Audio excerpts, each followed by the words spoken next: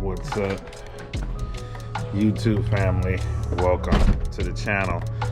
So my Tesla just came back from a 44-day rental, and I have my inspection date due July 31st. So the 44-day rental, which came in at an amazing time, because I know a lot of us were worried about slow down rentals, and there's a couple things that probably can contribute to the idea of things slowing down. Yes, inflation.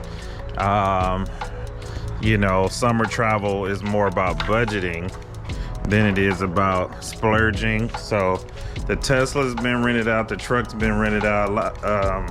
I haven't been getting a lot of airport renters, which is interesting, because I normally get a lot of airport, like 95%, but I haven't got any airport renters. Most of the airport renters came to pick the car up from me. So anyway, let's talk in detail about the 44-day renter. So originally she only rented for 7 days, and then she wanted to change the rental to another 30 days in the middle of it, a little over 30 days.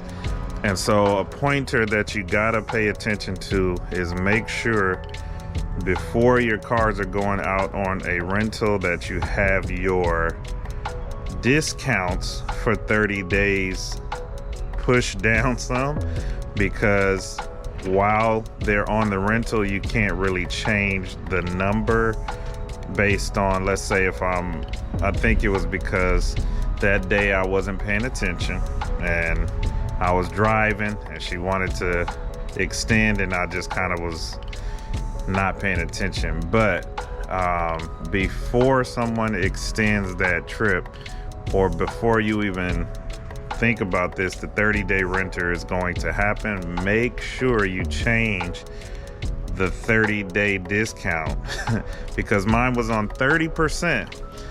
The total renter, the total cost of the rental was about $5,400 that I could have profited there, but 30% discount plus the Turo fee was over $2,300 as a discount. Okay, so was it still worth it? Yes, it was fine. I think I netted, I think we grossed about 35 after that, and then you have your other expenses, so like 35, 55, something like that, which is cool. So make sure, number one, change your discounts. Make sure they're about 10%. 30% is crazy. I don't care if Turo suggested, that's too much to discount. Secondly, also make sure if you have an electric car and the car charges on your account, and this was my fault. I had it on one of my credit cards that didn't have a high balance, so I just did the accounting yesterday. The total supercharging fees for her trip was about $1,143, and so you got to make sure your cards are, you know, a higher limit, whatever, if you're renting out Teslas particularly, because I had a couple incidents where I had to switch the card while she was at a charging station, which is not cool as a host. It's kind of embarrassing, but anyway, I switched the card immediately and everything worked out fine. Also, the payment cycle was cool. I like the way Turo did it. Essentially, they sent about $508 per week. You know, so you get your weekly versus one big check at the end of the rental, because of course, while the rental is out, there are expenses like the charging fees that are constantly hitting your credit card. You want to pay your credit card or whatever, stuff like that. Another thing is, you know, make sure you're communicating with the guests during their stay to make sure it's comfortable, because we did have an issue with the screen freezing while she was driving. I think she was cool because she wasn't even worried about any notifications that popped up on the car. We had a tire tread notification that popped up, which is perfect because the trip, she wanted to extend it again, but her plans changed and I had to get this car serviced, got the inspection.